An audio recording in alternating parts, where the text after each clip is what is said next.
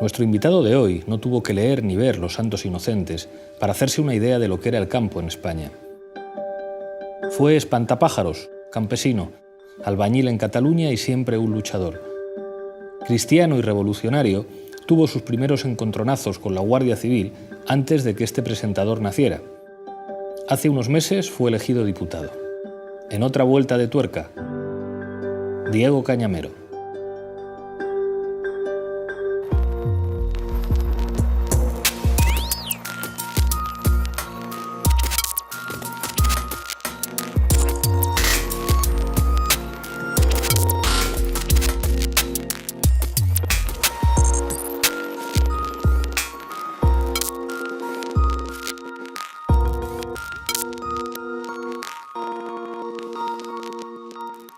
Diego Cañamero, bienvenido a otra vuelta de tuerca.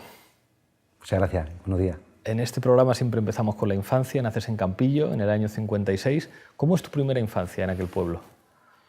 Bueno, en aquel pueblo poco, porque a los 3 meses me trasladaron para la isla del Arrón. Entonces, la nacencia allí prácticamente, ¿no? Mi padre y mi madre, jornaleros, pues, buscando un poco el jornal, ¿no? Se trasladaron a las marismas del Guadalquivir, que era cuando se estaba potenciando todo el tema de la siembra del arroz, necesitaba mucha mano de obra, y entonces, bueno, pues nos trasladamos allí prácticamente en el mismo año 56, hasta que tuve la edad de 11 años, ¿no? Después ya de 11 años me trasladé al Coronil. Al Coronil. Empezaste a trabajar con 8 años y he leído que de espantapájaros. ¿Cómo era eso? Bueno, en los primeros años de la siembra de arroz, los pájaros se comían las planteras, el arroz había que sembrarlo y después había que volverlo a arrancar a manojo y volverlo a sembrar, ¿no? Que era la planta, lo que le llaman la planta, en todo el del Bajo Guadalquivir, ¿no? Entonces, las planteras había que cuidarlas porque se las comían los pájaros. Los pájaros tienen que comer, los animales, entonces había que espantarlos. Y el método que había era un método manual y tradicional. ¿Cómo? Pues con una lata y un palo, arreándole palo a la lata, 1,5 kilómetros para allá y 1,5 kilómetros para acá, porque la plantera tenía de ancha 50 o 60 metros y de larga podía tener 1 kilómetro, ¿no? Claro. Y entonces, bueno, pues había que estar todo el día. Pero los pájaros no comen cuando tú quieres, los pájaros comen desde que se amanece hasta que anochece. Entonces había que estar desde que sale el sol hasta que se ponía el sol, ¿no? Y recuerdo que me daban 30 pesetas de jornal, ¿no? De sol a sol trabajando, ¿no?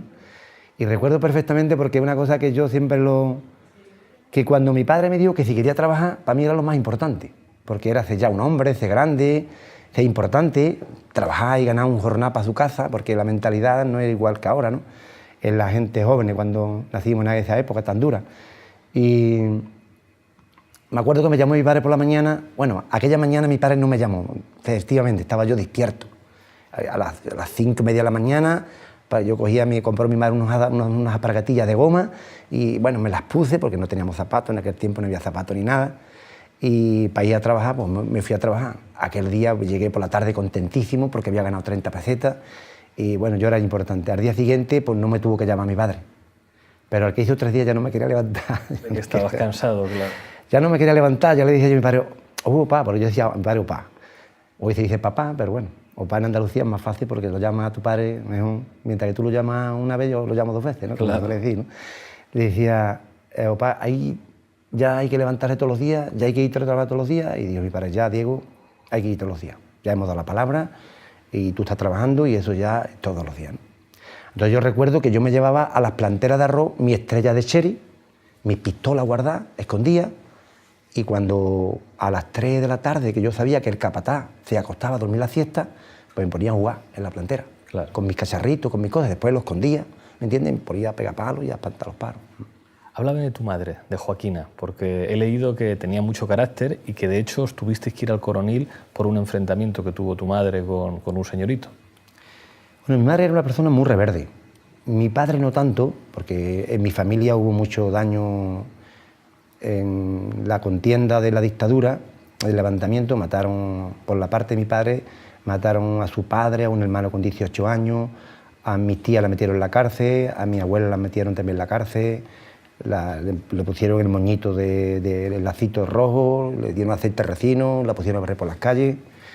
Y por la parte de mi madre también mataron a su padre, mataron a mi tío en la cárcel y a mi familia la destrozaron toda, ¿no? de Campillo, fue la contienda entre Málaga y Sevilla, que hubo una resistencia de 4 meses, porque allí no se sublevaron todo el ejército. La parte de Málaga resistió 4 meses, durante 4 meses. Entonces mi padre tenía mucho miedo, no quería recordar, porque mi padre le cogió con 12, 13 años, mi madre también, más o menos la misma edad, pero mi madre era más reverde. Mi madre escuchaba la Pirenaica en el radio y en el cortijo donde vivíamos. Mi madre nunca le dio favores, por ejemplo, en aquel tiempo a la Guardia Civil, que bueno, daba susto, en aquel tiempo daba susto, está claro, ¿no? Ha cambiado mucho las cosas, ¿no? Y mi madre era una persona muy reverde contra la injusticia, ¿no? Y la verdad que nos tuvimos que venir porque mi madre se peleó con el señorito, con el dueño. No lo soportaba, porque el dueño era el tipo cacique del campo, ¿no? Entonces te trataba con la punta del pie, te trataba malamente, casi te insultaba, bueno, decía barbaridades, entonces mi madre se enfrentaba a él, con mucha fuerza, ¿no?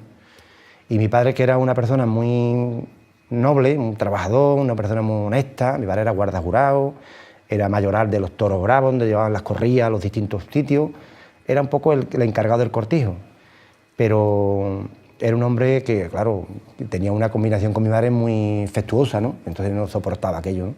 Y entonces nos tuvimos que venir por eso, ¿no? Del cortijo, ¿no? Por el enfrentamiento que mi madre tenía con el dueño, por el trato, un trato casi de humillación, ¿no? Lo típico de aquel tiempo, ¿no? Claro. Yo he presenciado como niño algunos tratos de algunos empresarios, de esos dueños, bueno, era increíble. Los santos inocentes, yo eso lo he vivido. En mi vida particular lo he vivido, no me la pueden contar. Cuando yo vi la película digo... Con Alfredo Landa haciendo allí. Menos algunas escenas, pero es que me identifico así, totalmente.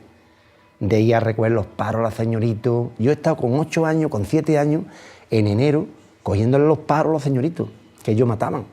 Con una escarcha, con sabañones en las orejas, recitos perdidos, como si fuera un perro. Yo las he hecho.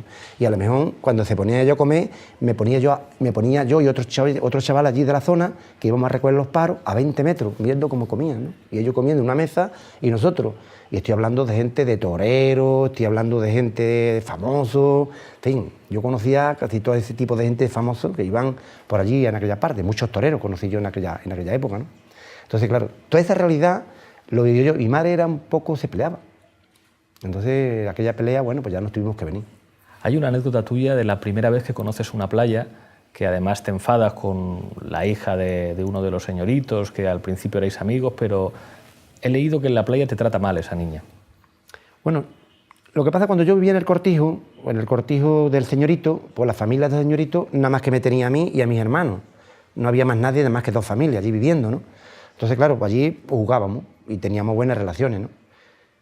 Y yo recuerdo que ella me decía allí que yo era su novio, ¿no? Bueno, más o menos, ¿no? Pero me acuerdo que en una ocasión, pues ella se le antojó que yo fuera a la playa con los padres a matar las cañas, que tenía yo una casa y tal. Entonces se le antojó que yo fuera con ellos, que ella pues le decía al padre que el Diego tiene que venir conmigo, que yo quiero que venga, que yo quiero que venga. Tal, que convencieron a mi padre y mi padre le dijo, es que está trabajando y ya está ganando 50 pesetas. Pues no se preocupe, que yo le pago jornada, es que no tiene ropa, yo le compro la ropa, yo le compro los zapatos, pero que se viene conmigo, que me lo llevo. Total, que yo también pues contento con que me llevaran a un sitio que yo no había visto en mi vida, ¿no? Claro, cuando me llevan allí a matar las cañas, pues inmediatamente llegan las amigas de las niñas, de otros señoritos, de otro sitio, porque en aquella época no había... El pueblo era... Si tenía el pueblo 100 habitantes era todo lo que había, hoy tendrá algunos miles, 100 habitantes, y había muy pocas casas. Ni había hoteles, ni había nada, todo era playa muy virgen, muy bonita, estaba con la chocita de pasto. Y cuando llegué allí le preguntaba a la amiga, ¿este es quién es? Y dice, este es mi criado. Y la verdad que yo no sabía lo que significaba criado. Yo digo, ¿el criado qué será? Que cría las cosas, ¿no? Yo no sé. Yo no entendía aquella... Porque como yo no había ido nunca a la escuela, ni estaba en la escuela, ni nada, pues yo no entendía el vocabulario de ellos, tampoco lo entendía mucho. Y cuando estuvimos allí en la playa, pues claro, recuerdo que a mí me tenían eso de criado. Entonces me mandaban, me acuerdo que había un hombre con un kiosquito de pasto y tenía allí dos toneles de helado y con una maquinilla que hacían los cortes de helado, ¿no? Y entonces me mandaba a mí el señorito por los helados, pero para ellos. A mí no me compraban ninguno, ¿no? Ahora a mí me se iba los dos detrás del helado, yo eso no lo había visto nunca tampoco.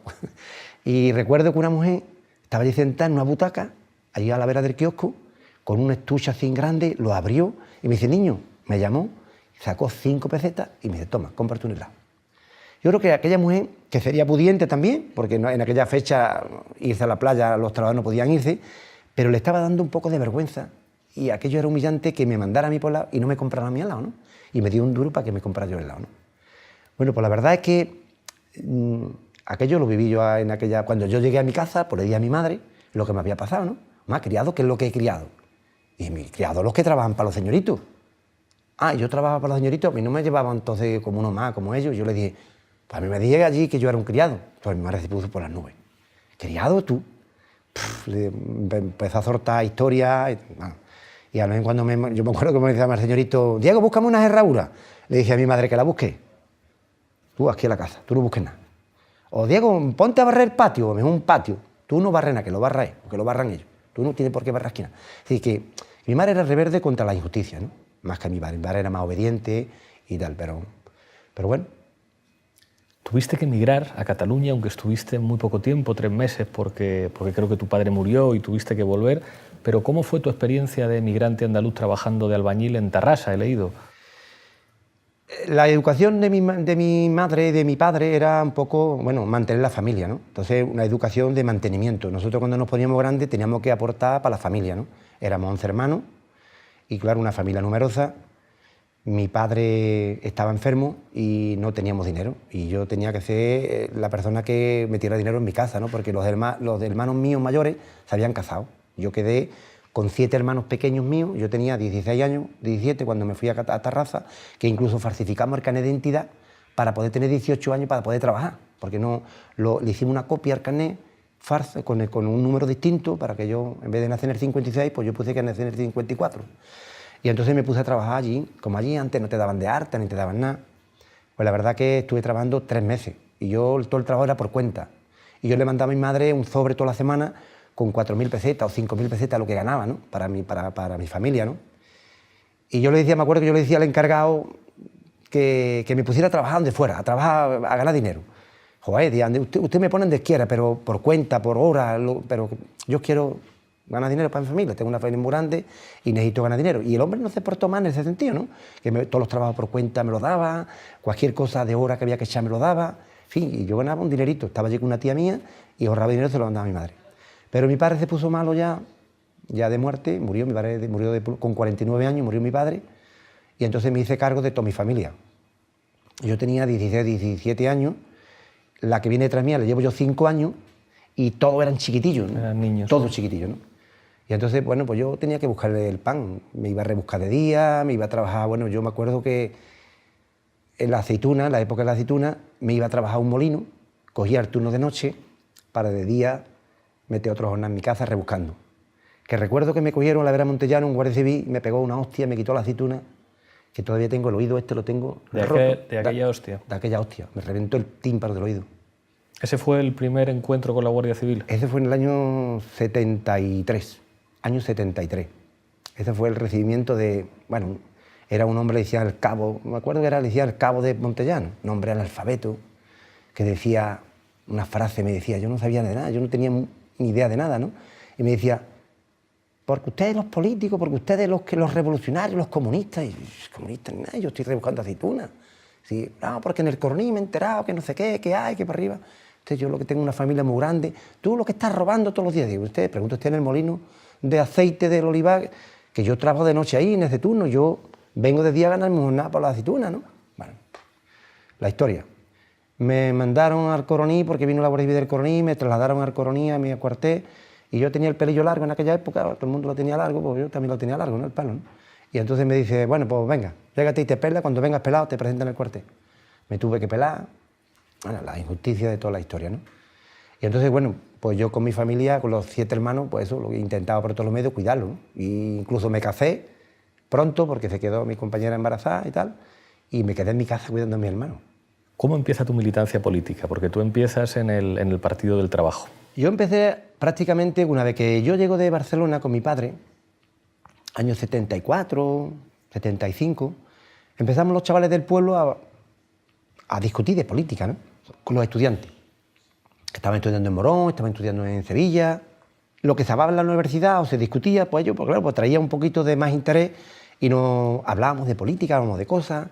era prácticamente se vislumbraba todo el tema de la transición, la muerte de Franco, bueno, que se había puesto ya enfermo, bueno, un poco que iba en decaimiento. Nos enterábamos que había algún pueblo que había hecho alguna movida, alguna huelga, y los chavales nos lo contaban, y empezamos nosotros, bueno, a preocuparnos. Yo empecé a preocuparnos, y en esa preocupación de lo mal que vivíamos en el campo, los jornales que eran tan bajos, tan chicos, que no nos respetaba nadie, un montón de horas y estábamos mal pagados, pues se introduce la idea del Partido del Trabajo. Chavales que venían ya militando en el Partido del Trabajo, simpatizando, y entonces se crea allí la primera célula del Partido del Trabajo en el Coronil, de lo cual pues, me colé en el Partido del Trabajo, ¿no?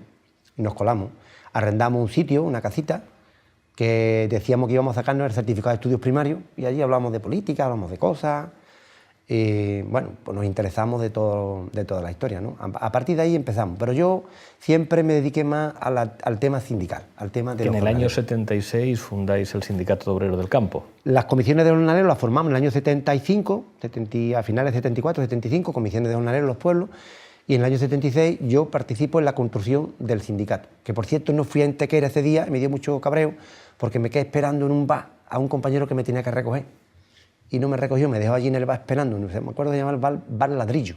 Allí me quedé esperando y no pude yo estar en Antequera en aquella primera comisión que se formó en el año 76, 1 de agosto del año 76, que le dio vida después al Sindicato Obreros del Campo, ¿no? Pero yo conocí en esa trayectoria a Paco Cacero, Diamantino García, el cura obrero de Los Corrales. Ahí te quiero preguntar, porque en el Sindicato Obreros del Campo había diferentes corrientes. Los marxistas, los andalucistas, había anarquistas también, y los cristianos. Y tú más o menos te adscribías digamos, al ala cristiana del Sindicato Obreros del Campo. ¿De dónde te viene a ti? Yo creo que, bueno, en el sindicato las corrientes que más o menos siempre han respirado ha sido corriente marxista, nacionalista, cristiana y nacionalista, ¿no?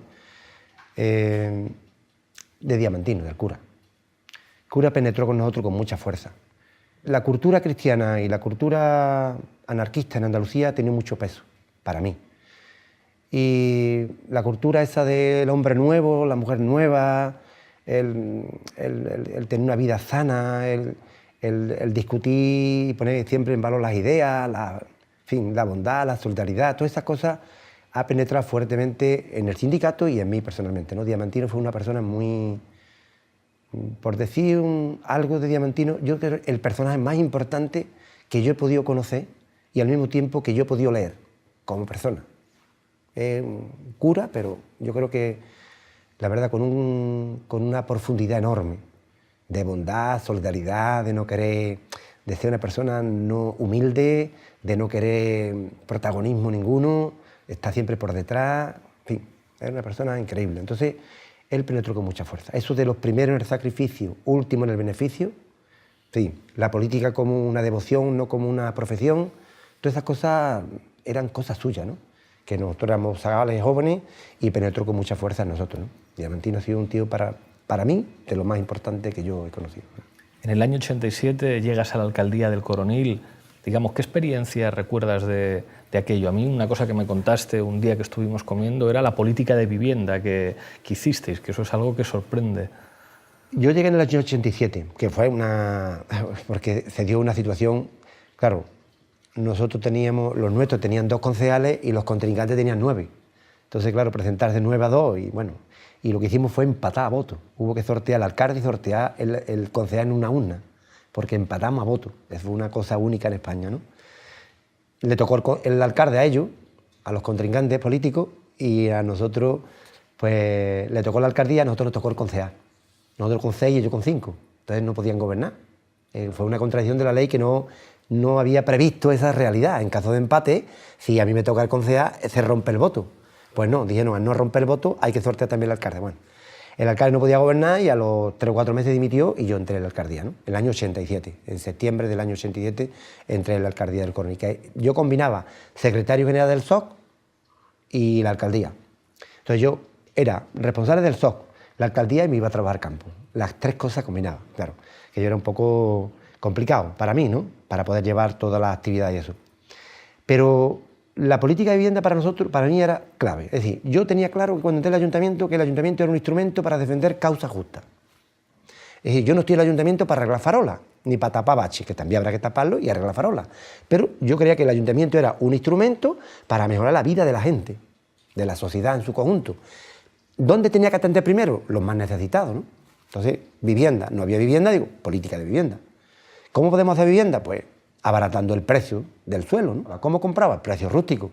¿Qué hacía después? Un plan parcial, lo recalificaba y lo ponía como urbano. Lo urbanizaba con el PER o con los planes provinciales, lo urbanizaba y se lo vendía a la gente a precio-costo. Nosotros hemos vendido allí, cuando yo estaba, parcela urbanizada, con sus calles, con su luz, con su agua, a 1.200 metros la parcela para que se hiciera la gente en su casa.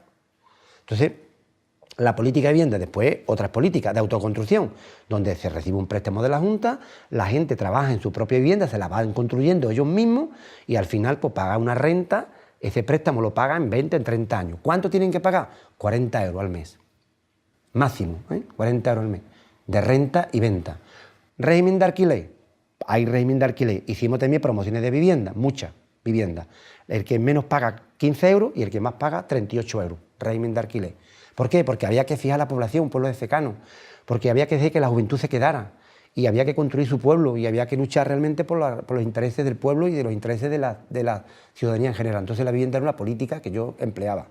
En otros campos que no tenía poder, no tenía competencia, trabajo, pues como no tenía poder para el trabajo, ¿qué es lo que hacía? Pues me reunía a los agricultores, hay que sembrar cultivos sociales, no tenían agua, pues yo hacía gestiones ante Confederación para que los pozos pudieran servir para el tema del riego, metíamos espárragos, no sembraban espárragos porque la gente está muy educada al secano y no al regadío, pues el ayuntamiento dijo, vale, 600 euros. Todo el que siembre espárragos, por hectárea 600, el ayuntamiento saca una subvención, 600 euros. Conseguimos 300 personas trabajando en temporada de 4 meses, 150 personas trabajando en manipulación del espárrago, y hacía política en favor de la gente, ¿no?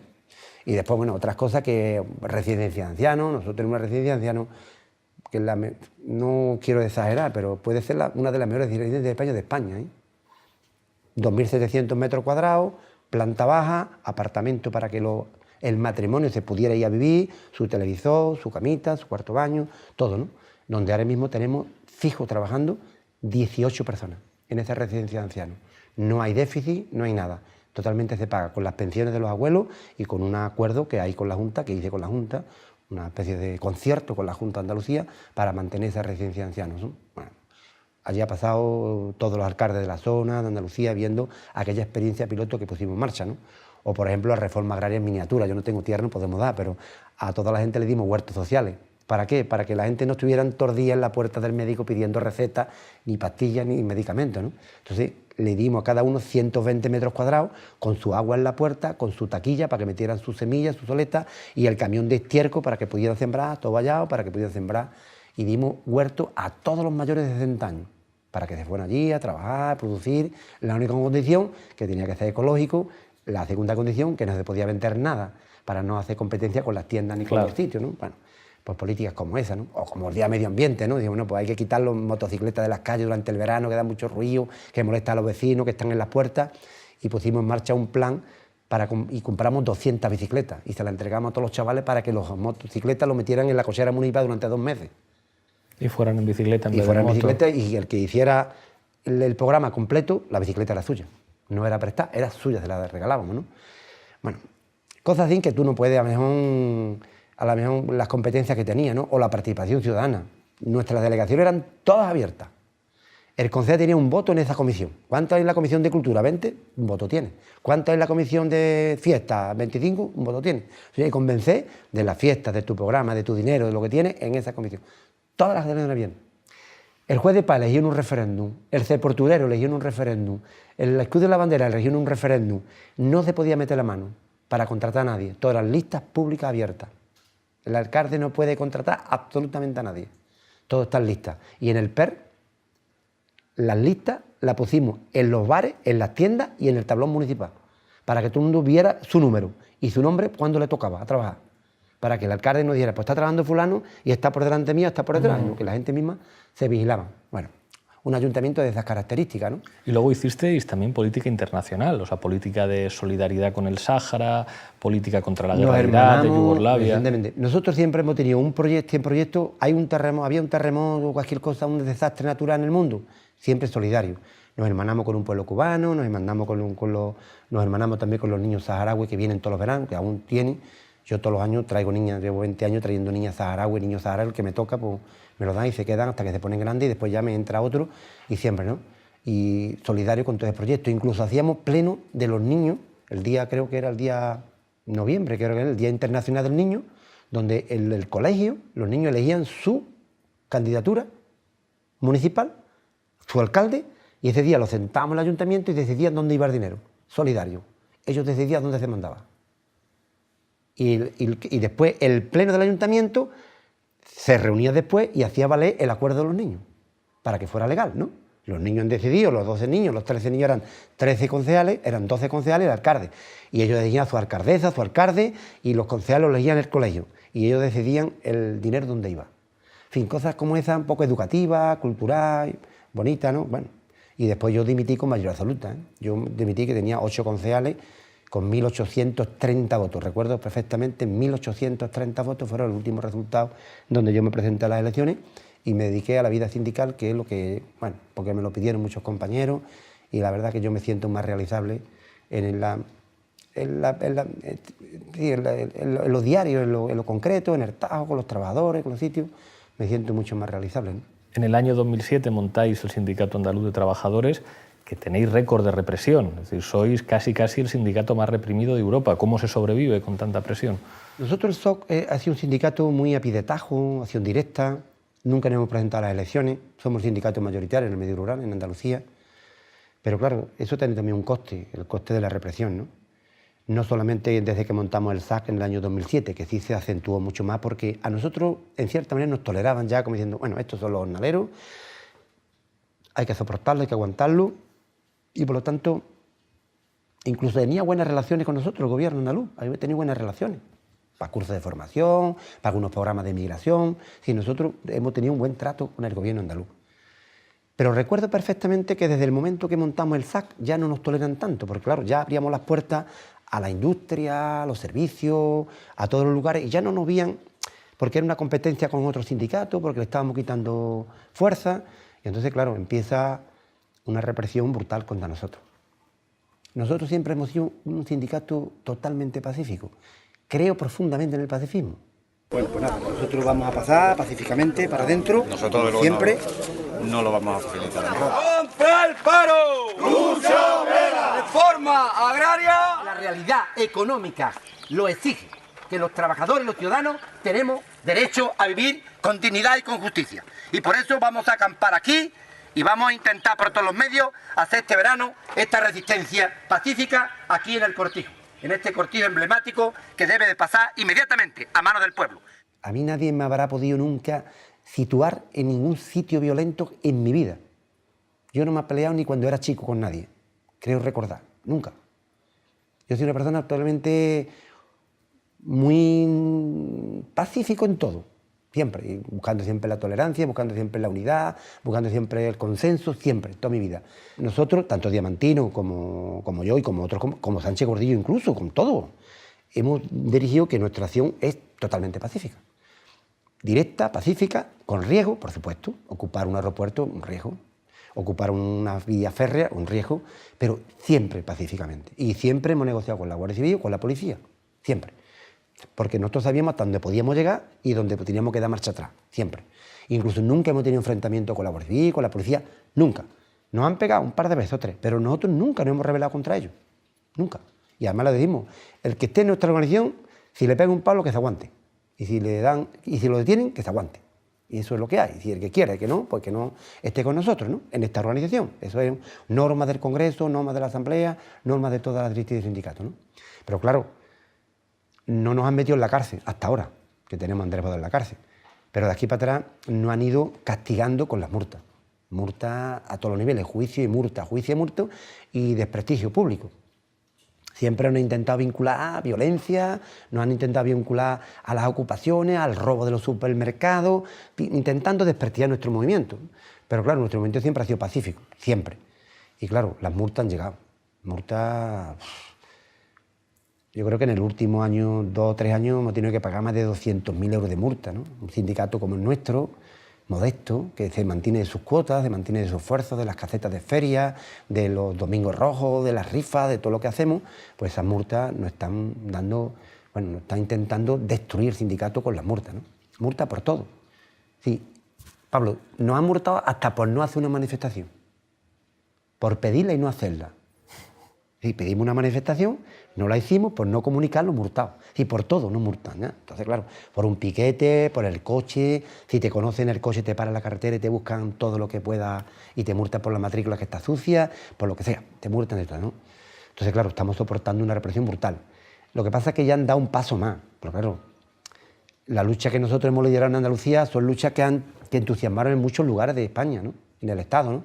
Las luchas nuestras que hicimos en Andalucía, cuando denunciamos el tema del Carrefour y Mercadona, hambre real en Andalucía en el siglo XXI, eso impactó, se le fue de las manos a la prensa, aunque la prensa muchas veces la controlan bastante bien, los poderes mediáticos, pero algunas veces se le cuelan algunas cosas y no son capaces de sujetar el ritmo de que puede tomar en un momento determinado. Y claro, nos colamos con el tema del Carrefour, con el tema del Mercadona. Va a empezar el curso escolar y hay cientos de familias, miles de familias en Andalucía que los padres no le pueden comprar a sus hijos el material escolar. Hemos querido con este gesto de hoy sacar 8 o 10 carros de material escolar. Son todos palos por todas partes. Pues cuando te encuentras algo que hacen por ti, pues claro que te emociona.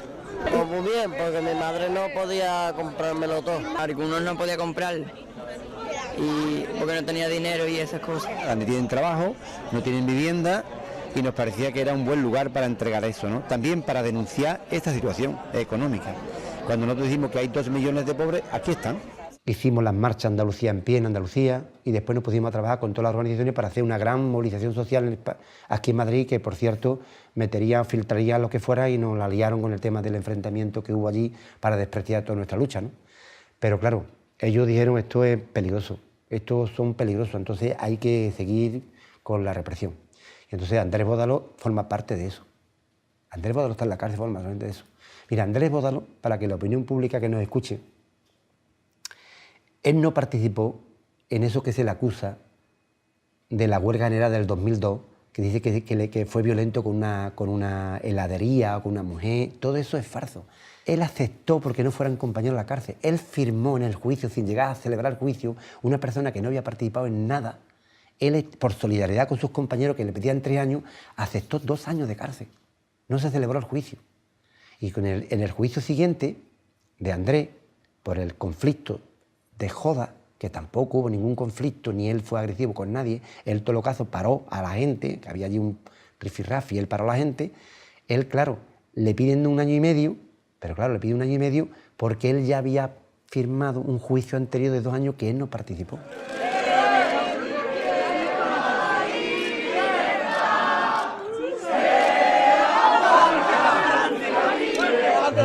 Le ha venido mal todo. También le ha venido mal que el recurso de la persona que tenía que recurrir en Madrid se le pasó el plazo. Otro problema, que Andrés participó en una candidatura alternativa vinculada a Podemos en Jaén. Y entonces había que vincular a Andrés con Podemos y con la violencia. Electoralmente le interesaba el poder utilizarlo. Y entonces ha sido la criatura que ha pagado los platos rotos de toda una situación que no es culpa de nada. Andrés es un jornalero como yo, Andrés tiene una familia, tiene una nieta, tiene 3 hijas. Es una persona, todo el mundo lo conoce en Joda, todo el mundo sabe cómo es, y ya está, es una persona totalmente que está pagando una cárcel injusta, ¿no? Hemos estado hablando para ver el 3er grado, hemos estado hablando con el tema del indulto, todo está pedido, pero parece que le interesa al poder o a los partidos del poder, ¿me entiendes? O a los manijeros del poder, le interesa pues de vez en cuando echarle encima el tema de la violencia para acusarlo contra Podemos, acusarlo contra quien sea, ¿no? Y la verdad es que es injusto, pero bueno, de lo que ya hablábamos, ¿no? Esa represión desmesurada. El sindicato sigue estando bien en Andalucía, seguimos creciendo a todos los niveles. No nos presentamos a las elecciones nada más que donde los trabajadores quieren que nos presentemos. No vamos anunciando que nos vamos a presentar en ninguna parte, pero si hay en Isla Mágica, dicen los trabajadores, oye, queremos que el SA nos represente, y ganamos las elecciones. Si la Universidad de Sevilla, catedrático universitario, dice, oye, que nos queremos presentar por el SAI, sacan 14 delegados en la universidad, muy bien. Pero que en otro lugar, el ayuntamiento, en los ayuntamientos, en trabajadores, donde quiera que nos llaman, nosotros decimos, este sindicato Los delegados nuestros no son delegados para coger las horas y irse a comprar el Corte Inglés o a tomar vacaciones, ¿eh? Los delegados nuestros son para dedicarlo, y si no hay que coger horas, no se caen horas ninguna, ¿eh? Lo importante es ser honesto en el trabajo y en la reivindicación de los trabajadores. Eso es lo que el sindicato representa, ¿no? Y por eso el sindicato va creciendo, crece todos los días en Andalucía, crece a nivel general. ¿Cómo te ves ahora de diputado? De diputado en el Congreso de Pues la los verdad, Diputados. un poco raro, Pablo. Bastante raro. Es otro mundo. Tú entras de la puerta para adentro y ya es otro mundo, ¿no? Cañamero Valle Diego.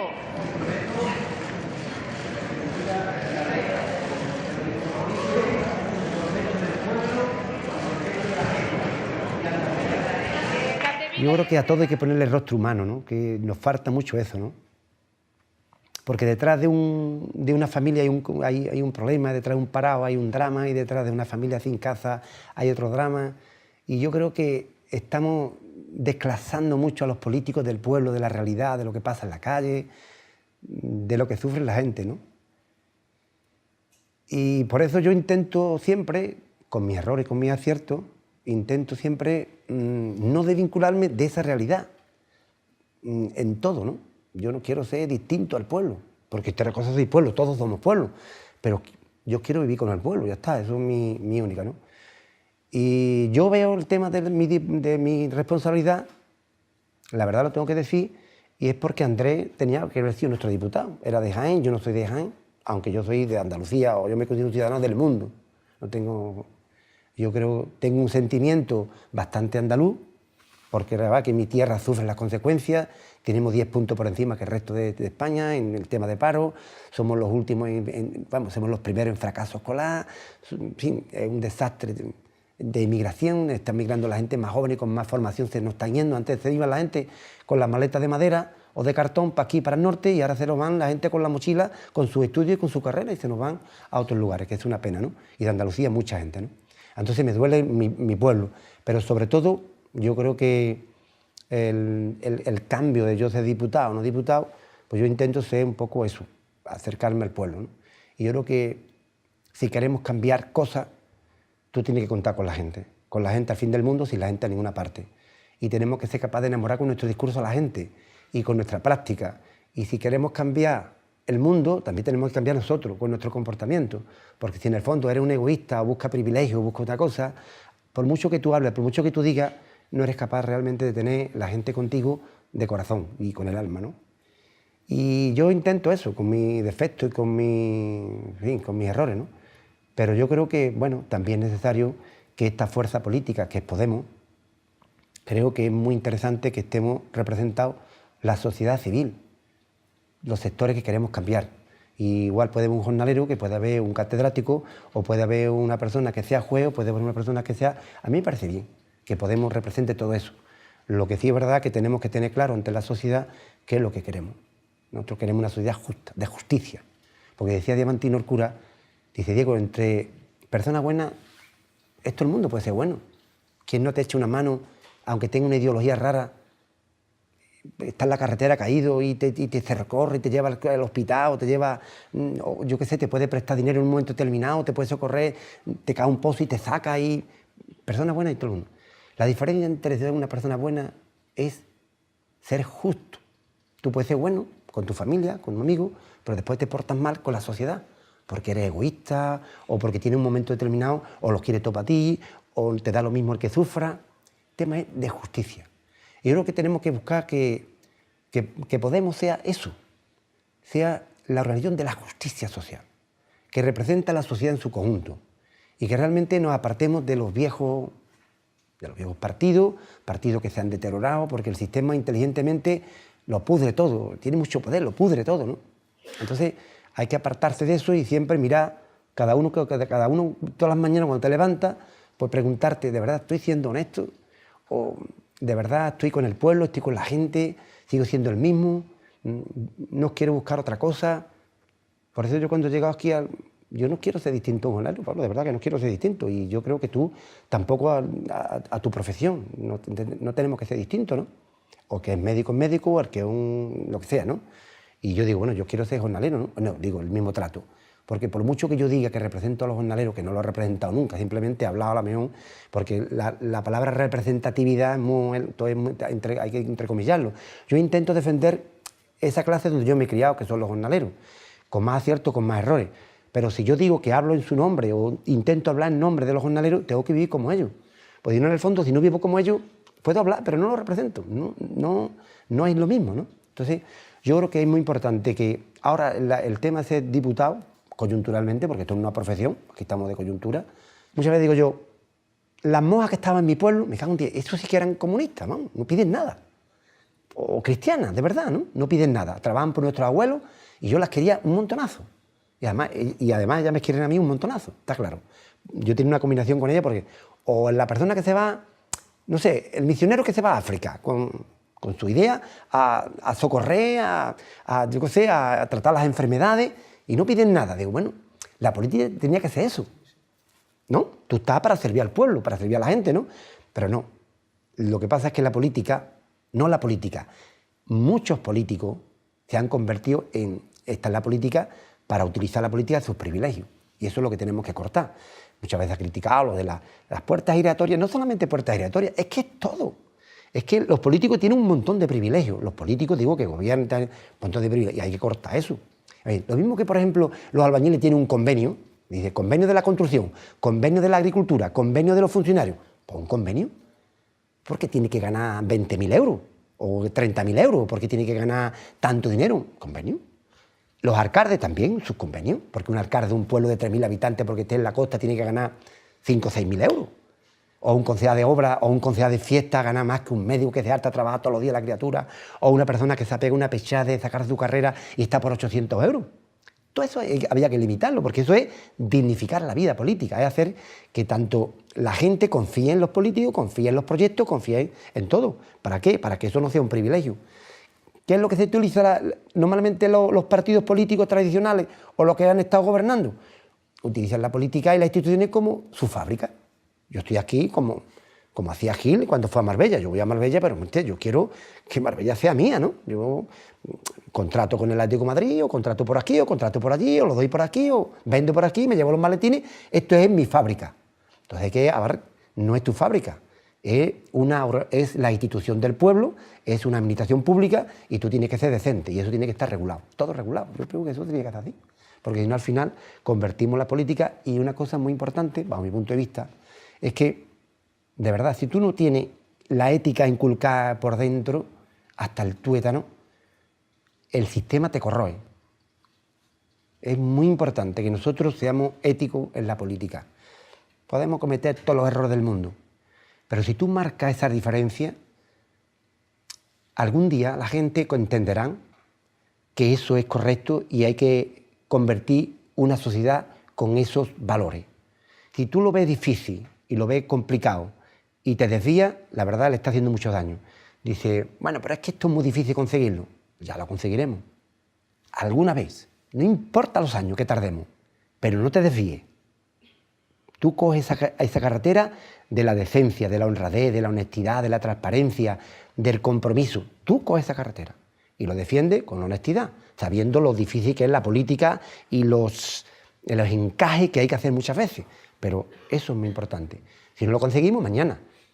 Si no, cuando pase 1.000.000 de años. Pero jamás podemos renunciar a los valores universales del ser humano. Jamás.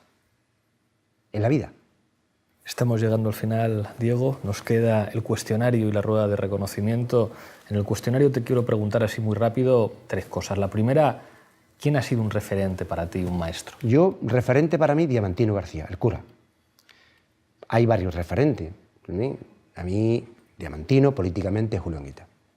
Julio es una persona, digo de los más recientes, de otras personas, a lo mejor que ya no están vivos, pero bueno, pues yo tengo muchas cosas, he leído mucho de Gandhi, me interesé mucho por su vida, por su acción, por sus cosas, por el pacifismo, porque siempre me vinculo mucho al movimiento cristiano, participo en congresos de teología de la liberación, o de la OA, en fin, yo participo mucho. Y de hecho, bueno, ahora me han propuesto visitar al Papa, ¿no? En una comisión que hay de Vía Campesina, que pertenecemos y toda la historia, ¿no? Bueno, yo me vinculo mucho a eso, pero de los hombres más recientes, Diamantino y Julio Anguita. de otros personajes que había en la historia, pues, de Gandhi mucho, su comportamiento. Un libro que te haya marcado. Así se templó el acero. De Arturo Barea. Qué librazo. Así se templó el acero. Yo creo que me cautivó ese libro. Además, estaba yo malo, estaba cogiendo algodón. Me acuerdo que estaba yo en Trajano cogiendo algodón. Me puse malo de un pulmón y me mandaron 3 meses de cama. Y en ese tiempo, pues me leí el libro aquel. Y la verdad que me cautivó ese libro, porque yo no soy lector, leo muy poco. Voy a las cuadrillas, a los sitios. Lo que poco, mucho que yo he aprendido en mi vida, en la escuela nunca, porque no he estado nunca en la escuela. Simplemente de lo que he aprendido de uno y de otro. Ya tengo que leer. Y ahora que estoy de diputado, bueno, pues ahora más todavía. Ahora que empezar, ¿me entiendes? Que para mí eso me va a costar la historia. Pero bueno, hay que también estar y ser serio con los compromisos. Y como yo soy una persona de no soy militante de ratos libres, me comprometo días enteros, pues la verdad pues me tengo que comprometer a todo. Pero ese libro me cautivó. Así se templó el acero. Una canción que te emocione. Hombre, canción que me emocione, hay muchas, pero una sobre todo de un grupo de sevillanas que es de Morón de la Frontera, que se llama Gente del Pueblo, que canta una que dice Jornalero, jornalero. Esa canción a mí me gusta, es muy bonita, porque fue cuando me iban a meter a mí en la cárcel, la sacaron, exactamente me la sacaron a mí esa canción, pero no, la sacaron para la represión, ¿no? Y la verdad es que es muy bonita. Jornalero, jornalero que no deja de luchar por un trabajo diario para ganar su pan, en fin, una canción muy bonita. Y ya vamos finalmente con la rueda de reconocimiento. Yo te pongo unas personas y me dices lo primero que se te venga a la cabeza cuando te las mencionan. El primero, Sánchez Gordillo. Un líder emblemático, es un referente. Carlos Cano. Carlos Cano, cantautor andaluz hasta los huesos. León Felipe. León Felipe, me dieron un premio de León Felipe. A mí, bueno, yo creo que es una persona muy interesante. Diamantino. Diamantino, el cura de los pobres. ¿Tu hermano José? Mi guía. Siempre lo tengo como una persona increíble. Ha sido el jornalero más importante que yo creo que ha existido en todos los aspectos de su vida. Y la última, Manoli. Mi compañera del alma. Sí. Muchísimas gracias, Diego. Te entrego la taza de la tuerca. La tienes que coger con la mano izquierda y brindar mirando esa cámara por lo que tú quieras. Vale. Pues yo brindo porque la sociedad inteligentemente sepa que hace falta un proyecto político como el que ahora mismo estamos liderando en Unidos Podemos para que realmente le devuelva a la gente su felicidad, la vida y sobre todo su democracia. Muchas gracias, Diego.